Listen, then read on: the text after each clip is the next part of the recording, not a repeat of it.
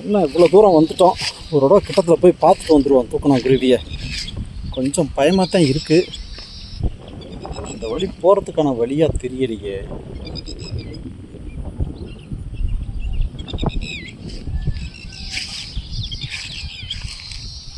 கால் புதையுது, அவசர ஆத்திரத்துக்கு ஓட முடியாது போல இருக்கேங்க.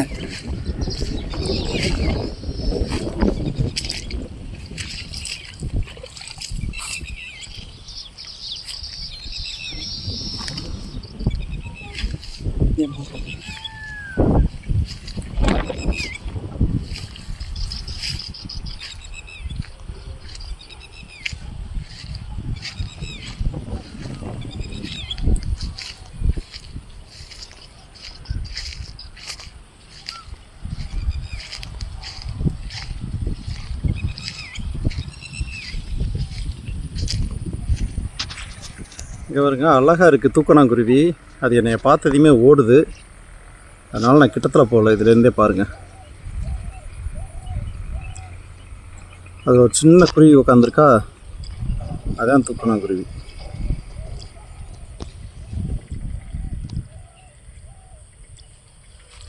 கிணத்து கிட்டத்தில் போய் பார்ப்போம்.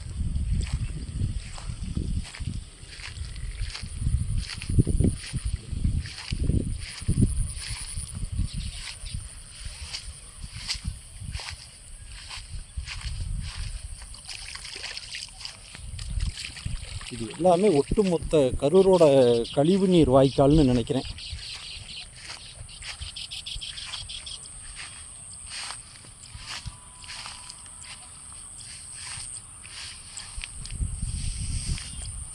கிணத்துக்கிட்ட யாருமே போக முடியாத அளவுக்கு தாங்க இருக்குது. அது வழியாக வரலான்னு நினைக்கிறேங்க. இது ரொம்ப புதராக இருக்குது, பயமாக கிடக்குது. எதுவும் பாம்பு கீம்பு இருக்குமோன்னு பயமாக கிடக்கு.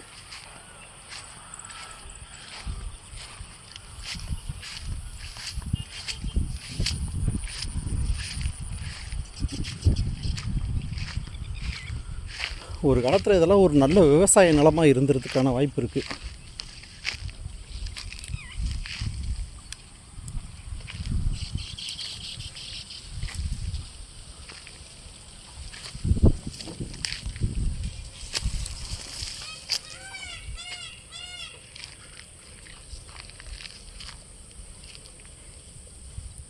தண்ணி பாருங்கள் எவ்வளோ தண்ணி இருக்குன்னு.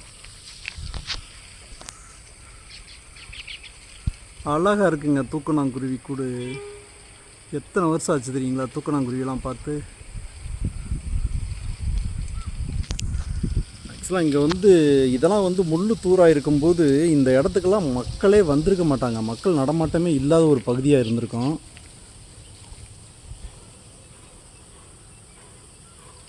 பாருங்கள் எவ்வளோ புதராக இருக்குன்னு.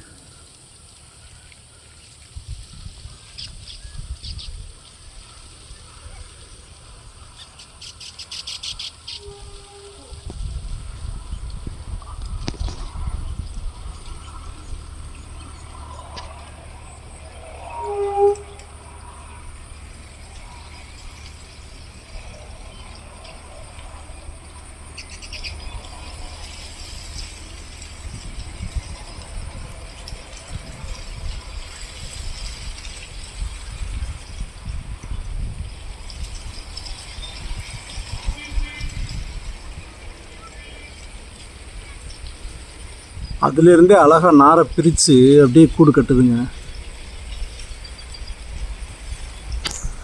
ஆனால் இதில் சோகம் என்னன்னா, ஒரு வேளை இதெல்லாம் இந்த இடத்தையெல்லாம் வாங்கிட்டு மக்கள் குடியேற வந்துட்டாங்கன்னா ரொம்ப பாவம் இல்லை இந்த குருவிங்கெல்லாம். இப்போ நான் ஒரு ஆள் வந்ததுக்கே நமக்கு ஏதோ ஆபத்து போல் இருக்குதுன்னு சொல்லிட்டு இந்த குருவியெல்லாம் ரொம்ப படாதப்படுது.